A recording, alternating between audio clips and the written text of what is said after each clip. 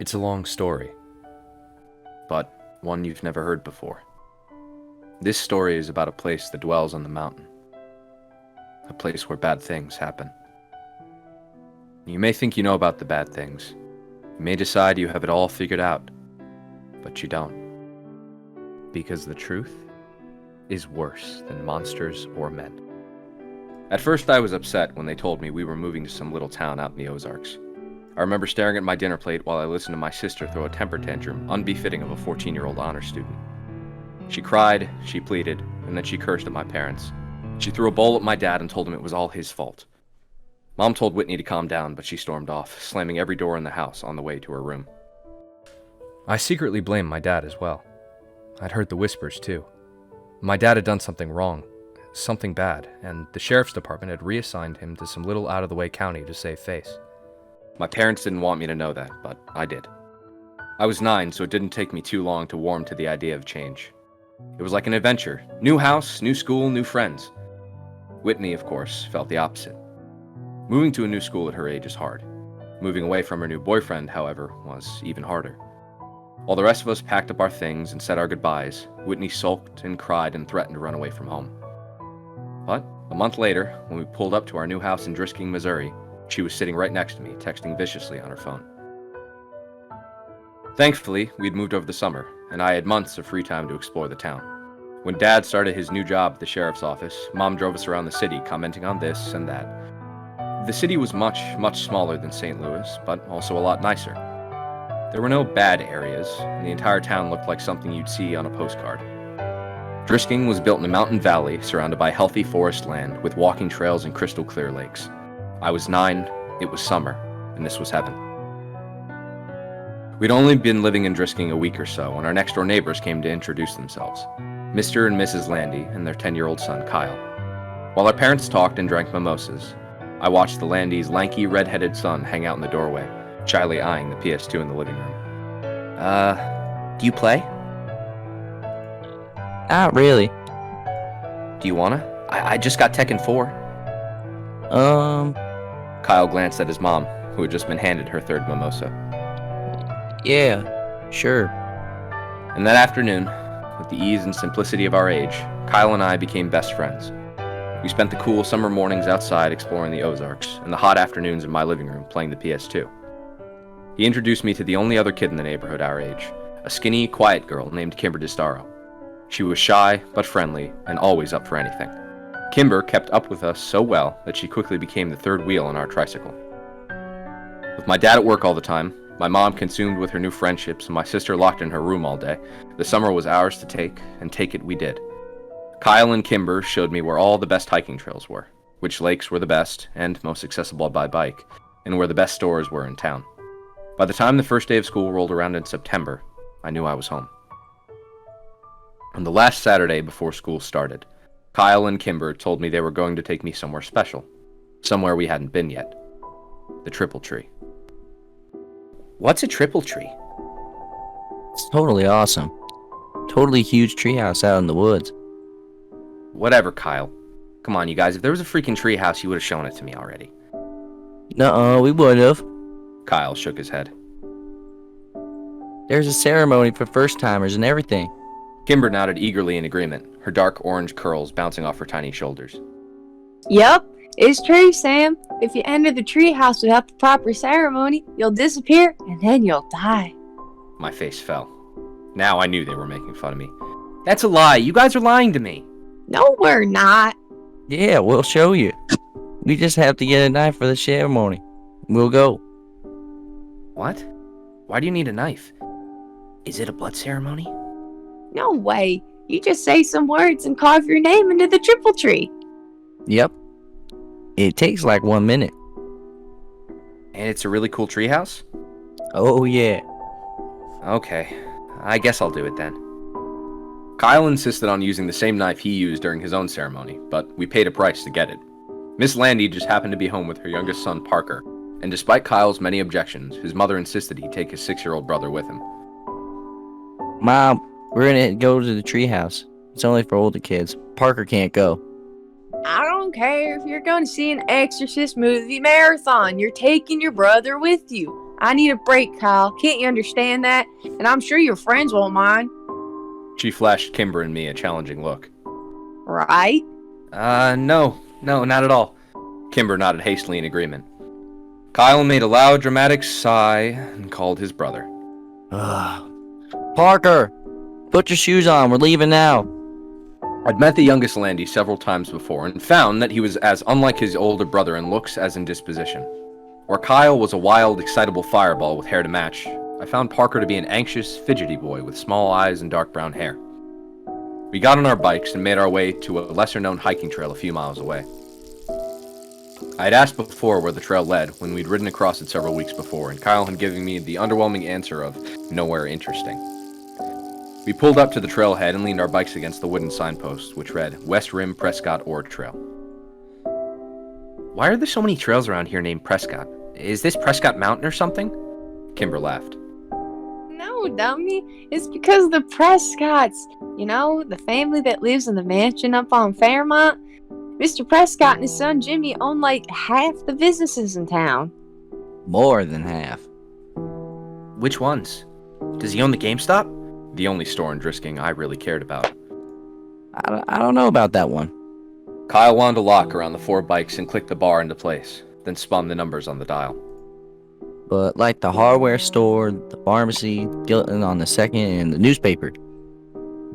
Did they start this town? Nah.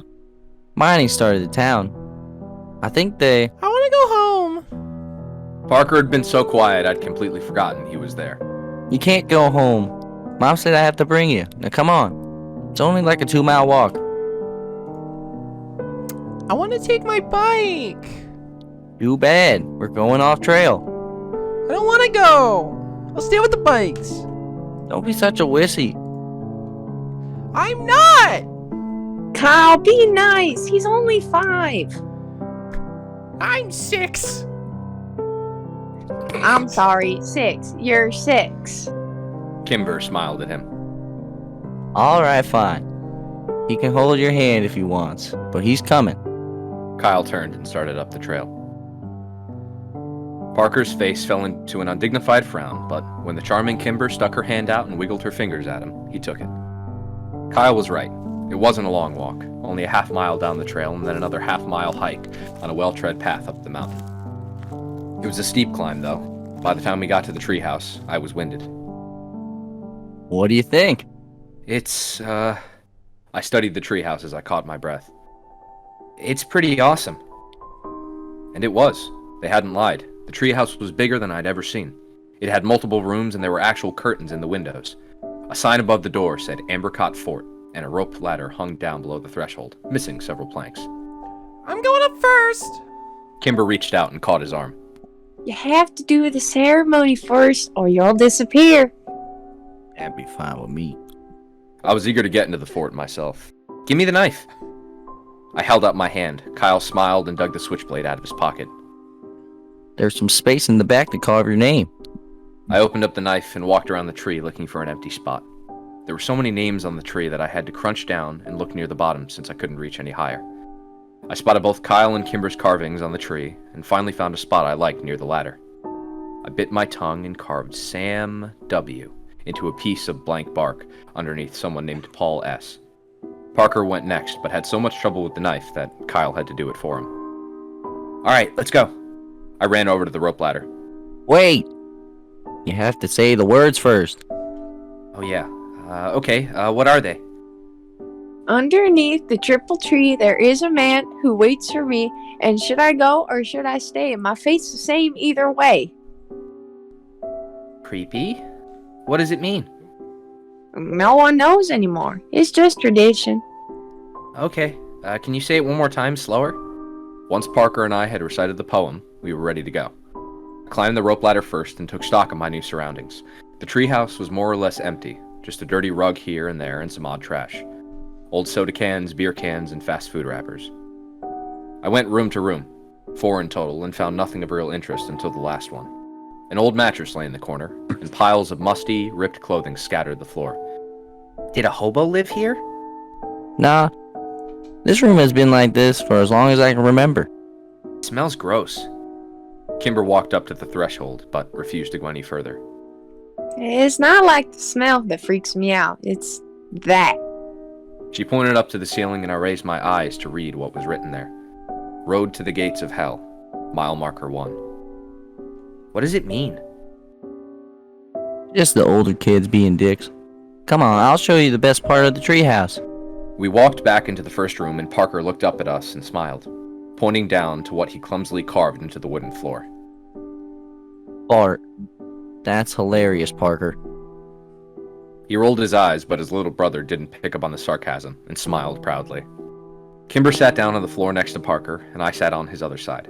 Kyle took the knife from his brother and then walked across the room and wedged the blade between 2 planks of the wooded wall. He pushed and the board gave, opening up a small, secret compartment in the wall. He took something out and pushed the plank back until it was flush with the others. Check it out. He turned around and proudly held up 2 cans of Miller Lite beer. Whoa! Ew, warm beer? That's gross. How'd you even know it was there? Bill Saunders told me. Are we gonna drink it? Hell yeah, we're gonna drink it. Kyle came and sat down in our circle, popped open the first beer and offered it to Kimber. She eyed it like he was trying to hand her a dirty diaper. Come on, Kimmy. Ugh, don't call me that. Kimber reluctantly took the open beer. She smelled it and made a face, then pinched her nose and took a small swig. Ugh, it was even grosser than I imagined. I don't want any. I'll tell Mom. Good. Because you ain't getting any. And you won't tell Mom shit. Put on my best poker face and took a long, deep swallow of the warm beer before I had the chance to smell it. It was a poor decision, and when I retched, the foul yellow liquid went all over my shirt. Oh man, I'm gonna smell like beer. We spent the next hour and a half drinking the 2 cans of Miller Lite, and after a while, the taste grew more tolerable. I couldn't tell if I was becoming a man or actually getting drunk. I hoped it was the former. When the last drop of the last beer was consumed, we spent 20 minutes trying to determine if we were drunk.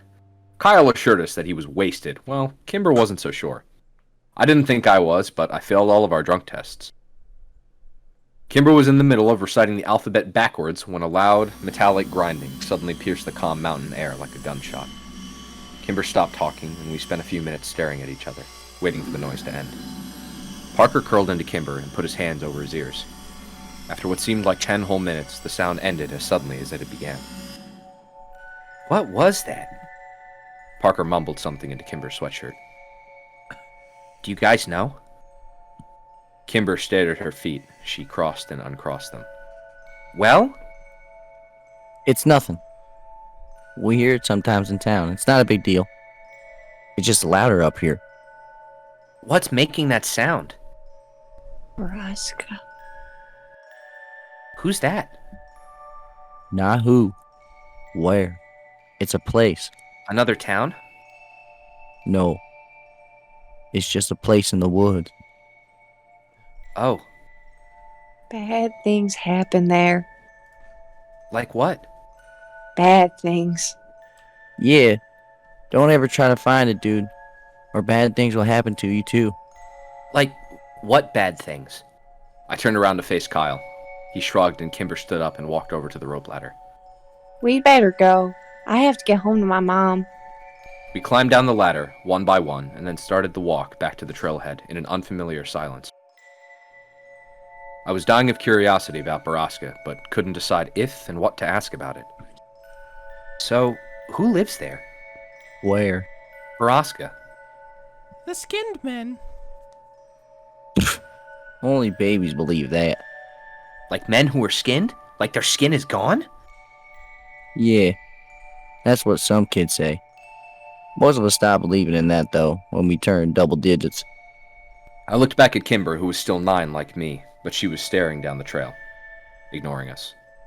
That seemed to be the end of the conversation, and by the time we reached our bikes, the awkwardness was gone, and we were giggling, trying to decide if we were too drunk to bike home.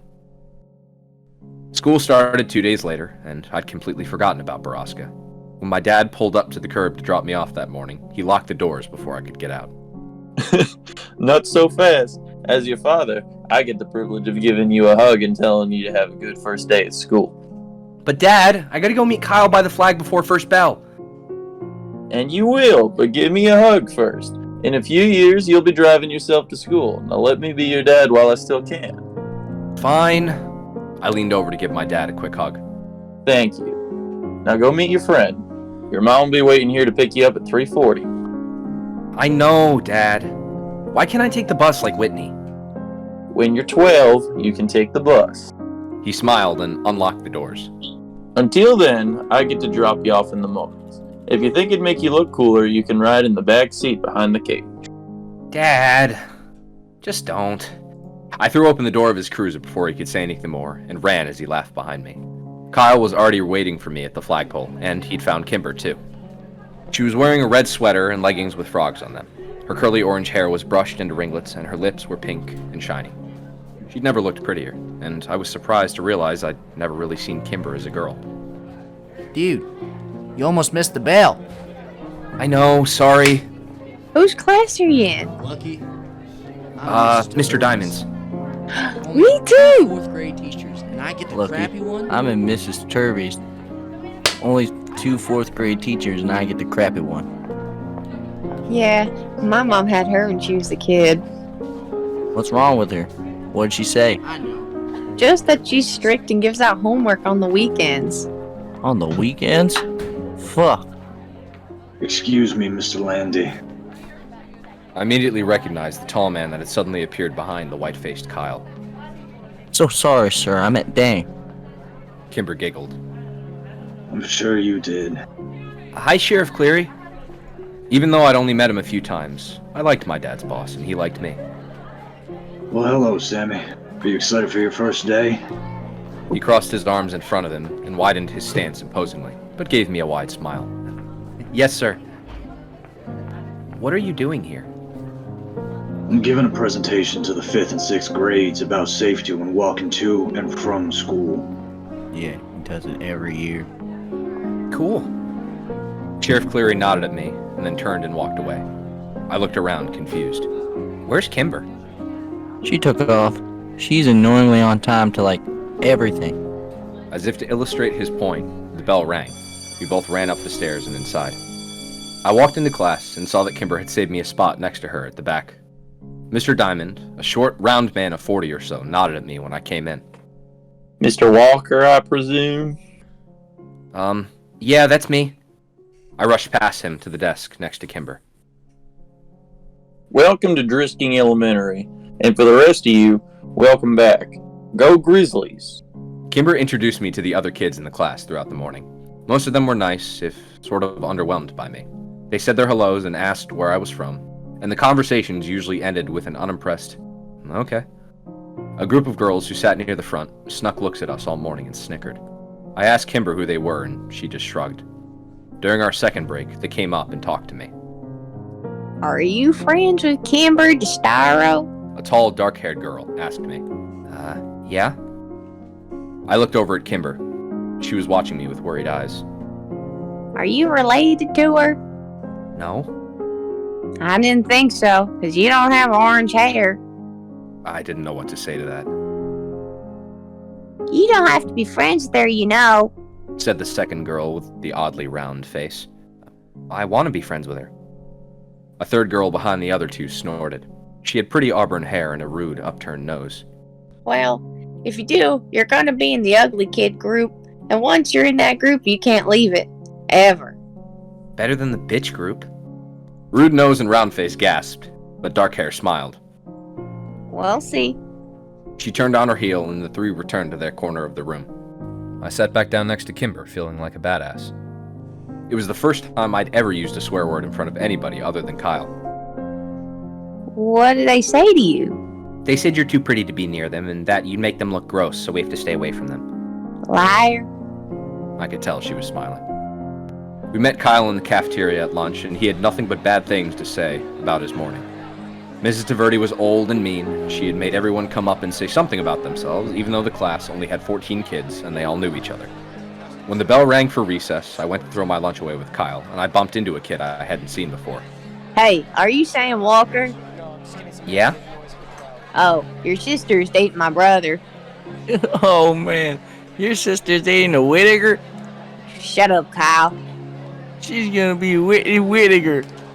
Funny as it was, I couldn't help but be a little surprised.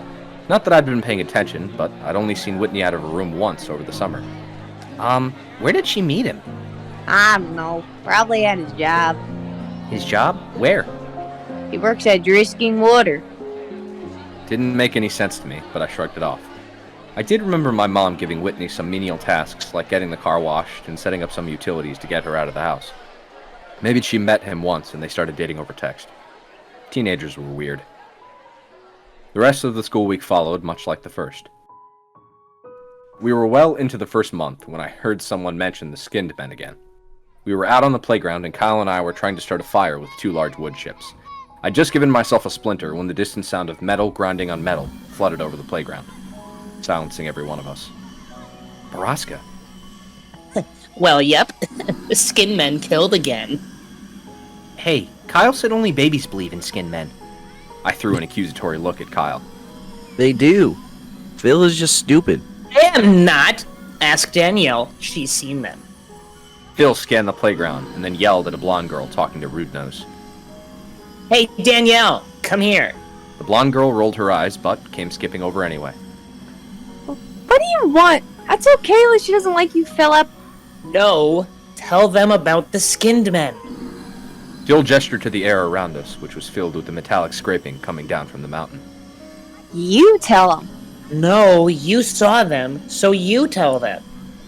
I didn't see them. Paige saw them. Oh. An uncomfortable silence descended as we stood, unsure of what to say next. You guys are weird. She flipped her hair in our faces and left. Who's Paige? Her sister. Paige disappeared when we were like 5. After she saw the skinned men. The sounds from the mountain abruptly ended, and the subdued atmosphere of the playground disappeared with it. When the bell rang, Kyle lined up in his class line, and since Phil was in my class, I made sure I was behind him.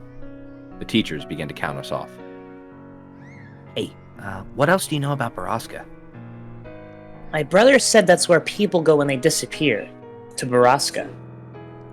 What happens to them there? Bad things.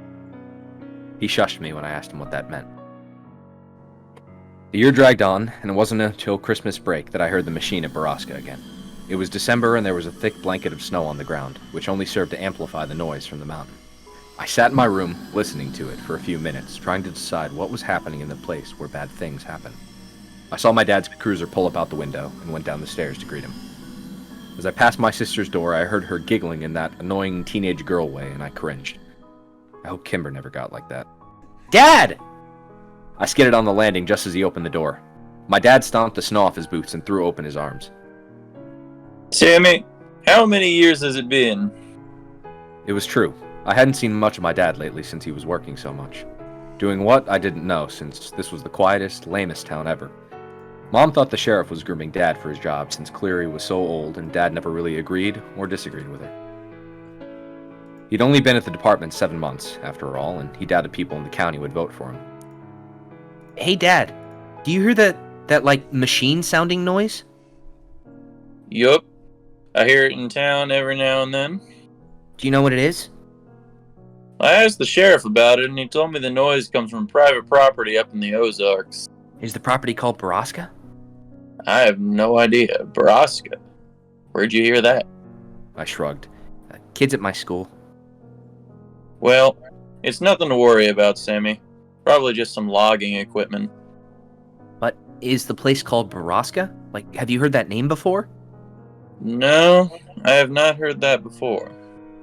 Dad pulled his boots off and shrugged off his coat, looking toward the kitchen. I could tell I was losing him. Have you ever heard of the skinned men? Skinned men? Good God, Sam, is your sister telling you all these stories? No. But he wasn't listening to me anymore. Whitney! No, Dad, Whitney doesn't even talk to me. I heard a door creak open upstairs, and Whitney peered over the railing, phone in hand, and an annoyed look on her face. Are you trying to scare your brother? Dad, no! Whitney shot me a betrayed look. Ugh, seriously? As if I'd waste my time. You aren't telling him stories about skinned men? No, Dad, I told you I heard it at school. Whitney gestured to me, as if to say, see? Alright. Well, you kids need to start getting along. Your family, for Christ's sake. Whitney rolled her eyes, and when Dad walked into the kitchen, she stuck her tongue out at me. Real mature, Whitney. But she was already gone. I'll tell Dad about your boyfriend. Christmas came and went with surprising smoothness at our house. Whitney and I got everything we'd had on our lists, which was a first for us. The town may be smaller, but Dad's paychecks were clearly better.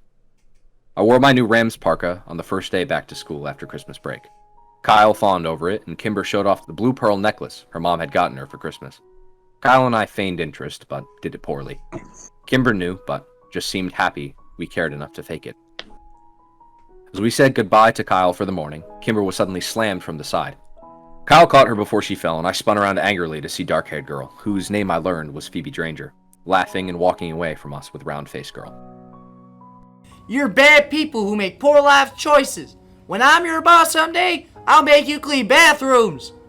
Yeah, and if Kyle's your boss, you know you messed up. Kyle and I high-fived and turned to Kimber, but she wasn't sharing in our victory. She was trying to hide the tears on her face. Don't sweat those girls, Kimber. Nobody likes them. People are just nice to them because they're related to the Prescotts. Kyle tried to give her an awkward pat on the back, but Kimber turned away from him and ran in the opposite direction. I hate those girls. Like, I really hate them. I know, they're bitches. He mouthed the last word as he looked over his shoulder for any lurking adults. Alright, well, I'd better get to class and make sure they don't try to talk to her again. There was an assembly this morning. No class until after lunch. Seriously? Oh, that's awesome. Do we have to sit by class? Not usually, but we better get there quick so we can get seats at the back. What's the assembly for? It's either DARE or the History Society presentation. What's DARE? You know DARE, as in don't you dare do drugs or you're drowned until you're dead. Oh, I hope it's the history thing then. We found Kimber already in the auditorium. She had collected herself and saved us both seats at the back of the room. She waved us over just as the puffy, stern Miss DeVerde walked onto stage. Hello, 4th grade students. This morning we have a special presentation for you from the Historic Preservation Society of Drisking. If you have any questions during the course of the lecture, please raise your hand. Like that'll happen. Now, I'd like to introduce you Mr. Wyatt Dowling, Miss Catherine Scanlon, and of course, Mr. James Prescott. Jimmy Prescott, not his dad? That's so weird. Dude, Thomas Prescott has done this presentation every year for like 20 years. It's definitely weird. It's not weird. Mike Sutton leaned forward from the row behind us. Tom Prescott went crazy like a year ago. He didn't do the presentation last year when my sister was here either. I don't like Jimmy Prescott. She shook her head. He gives me the heebie-jeebies. His dad is so much nicer. He's like a grandpa. The presentation was slow and boring. Mr. Dowding and Miss Scanlon talked about the first settlers here, the Cherokee and the Trail of Tears. They talked about Alexander Drisking's discovery of a motherlode of ore in the mountains and settling here with his family to mine and refine the ore. Then Jimmy Prescott took the stage from there to tell story of his family's early journey to the town and their role in the revitalization of Drisking itself in the late 50s. The last part was the most interesting of it all, and I found Jimmy Prescott to be infallibly charismatic and entertaining. I was so busy laughing at his jokes and hanging on his every word that by the end of his presentation, I realized I'd actually learned quite a bit. So much so that I was interested enough to ask a question, which Kyle warned was committing social suicide. Mr. Prescott scanned the room and answered a few other questions before he finally got to me at the back. Yeah, you in the back. Mr. Prescott? Why did the mines close? Like, what happened? Very good question, young man. What'd you say, Liam? Sam Walker? I believe I met your father the other day at the sheriff's office. Welcome to Driskin. As for your question, most of the mines were closed in 1951 after a long period of unprofitability.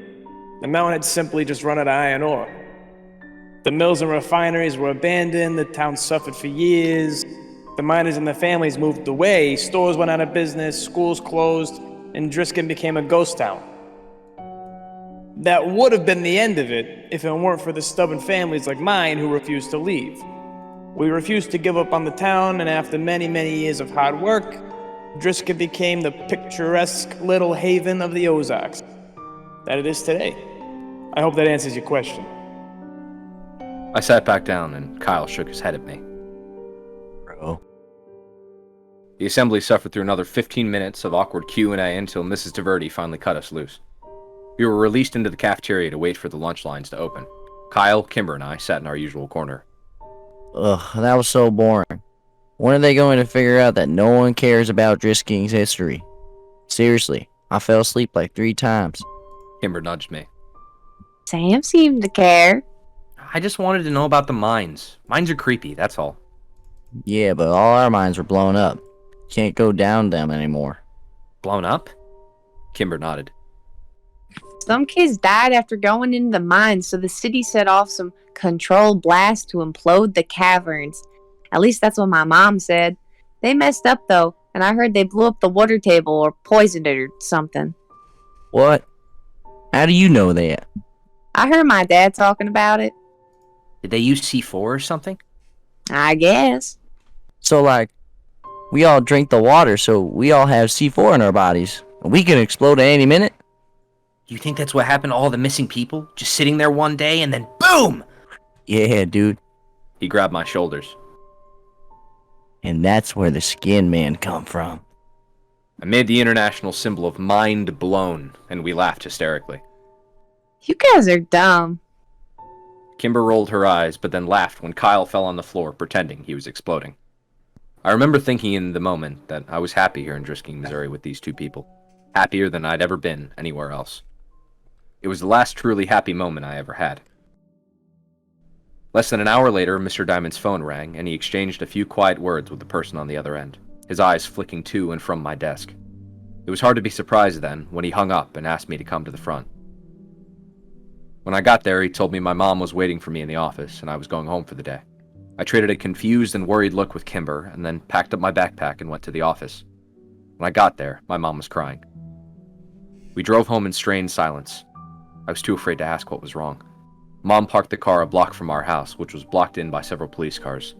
When an explanation didn't come, I broke the silence myself. Is it Dad? No, honey, Dad's fine. Then what happened? Whitney never made it to school this morning. Her voice broke over my sister's name. Oh, no, Mom, I think she ditched. I saw her leave this morning and it was really early, like 6. She was with her friends, Pete Whittaker and that kid Taylor. We know all about that, Sam. But they made it to school, and Whitney wasn't with them. They said she wanted to stop by the Circle K near Drisking High, so they left her there. No one has seen her since. Well... My brain struggled to come up with an explanation. Maybe she's ditching. No, honey. My mom put the car back in drive and drove up to our house, parking behind a police cruiser. The police, well as your father, think that Whitney is with Jay. But she has a new boyfriend here. We found all of her books on the floor of her room this morning, and half her clothes gone, along with some of the cash of your dad's. But... Right now, we think that she hitched a ride to St. Louis, and that she's with Jay. The sheriff's office is trying to contact the boy's parents now. Whitney? Run away? Anyone who knew my sister knew she was prone to dramatics and empty threats. Plus, she was dating Chris Whittaker's older brother, Pete. I was sure of it. We walked up the steps and into a house filled with stale coffee and quiet murmurs. I tried to remember if Whitney herself had ever actually confirmed she was dating Pete, but I drew a blank. When we walked into the kitchen, I saw my father sitting at the table, staring at phone records, head in hand. He looked up when I came into the room and gave me a weak smile. Hey, buddy. Dad, I have to tell you something. I felt a heavy hand on my shoulder and turned to look up at a solemn Sheriff Cleary. Everything and anything you might know, son. No matter how trivial you think it is. I nodded and sat down at the table with my dad as my mom handed the big man a cup of coffee. Here you go, Sheriff. Please, Mrs. Walker. Call me Killian. My mother nodded and retreated back into a darkened corner to talk quietly with Sheriff Cleary's wife, Grace. What do you know, Sam? My dad rested his chin on his hands in a mock symbol of prayer, as though I may deliver him from his suffering. Well, I heard Whitney had a boyfriend. That guy Pete Whittaker that she's been hanging out with.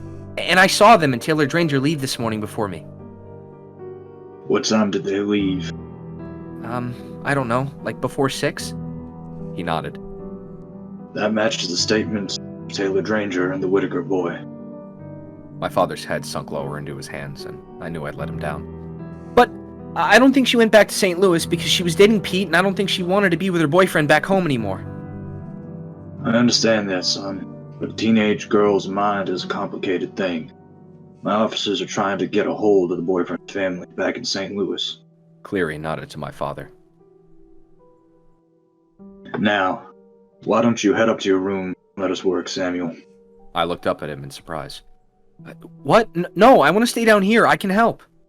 No, son, there's nothing more that you can do here. You've been a good brother. Now let us handle this. But I can help. You already have. Dad! I looked over at him with begging eyes. Go to your room, Sam. Dad. Now! I was so angry I did the only thing that I could to make my rage known. I stomped upstairs, slammed the door, and then sat on my bed in disbelief. The tears came then, and I laid there feeling helpless, worthless, and scared for my sister. I thought about all the places Whitney could be. Was she scared? Was she alone? Was she dead? When the sun began to set, I finally got out of bed and went to check my email. I was expecting a lot of messages from Kimber and Kyle, but there was only one. Did she go to the treehouse? I sat staring at the computer screen for almost a minute. Kimber's words from last fall echoed in my brain. If you ever enter the treehouse without the proper ceremony, you'll disappear, and then you'll die. I didn't buy that Whitney had gone to Circle K that morning, and I especially didn't believe that she had hitchhiked out of town. Nothing they were saying downstairs made any sense if you knew my sister. But maybe this did. Maybe she and her boyfriend went to the treehouse to make out or something, and maybe he'd left her there. Maybe she'd gotten lost or the skinned men had found her. That was the worst thought of all. I didn't need to sneak out because the police were too busy with my parents to care about me anyway. I snuck my bike out of the garage and rode the 3 miles to the West Rim Prescott Ore Trail. When I got there, I saw 2 bikes already locked to the signpost, and my 2 best friends sitting in the snow next to them. I knew you'd come. I pulled my bike up, and Kimber ran up to hug me. I'm so sorry, Sam. There was really nothing for me to say, and they didn't push. Kimber took my arm, and we started up the trail. The silence between us was stretched, but comfortable. We trudged through the snow, and all the while I searched for the telltale footprints of others, but the snow was coming too fast. The hike up the mountain was harder and wetter than when we'd come in the fall. When Ambercott Fort finally came into view over the ridge, it was a welcome sight. The sun was getting low, and we hadn't brought flashlights. I fell as I ran up to the tree, calling my sister's name to the quiet wild. Kyle was right behind me and leapt impressively onto the rope ladder, climbing quickly up the planks. I kept calling Whitney's name, waiting for Kyle to yell that he'd found her, or that there was at least some sign of her. And then I heard Kimber quietly say my name from where she stood at the triple tree. I ran over and tried to follow her eyes to confirm what I already knew was there. And then I found it, freshly carved near the top. Whitney W. My breath froze in my chest and my vision blurred with unwelcome tears. And as the sun took its last desperate breath before plunging into the deep of the horizon, a deafening metallic whirl sang out from the wilderness and spilled down the mountainside.